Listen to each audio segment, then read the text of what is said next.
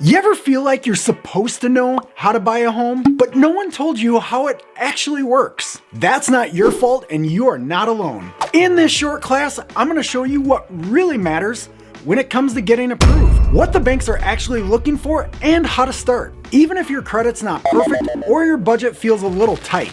My name is John Hudson, but my friends call me Huddy. I've been doing mortgages since dial-up internet. I built this class for anyone who wants to buy that first house. Maybe you screwed up a little bit, maybe you didn't, maybe you just have no clue where to start. That's what we're doing here. Real talk, real advice, and no pressure.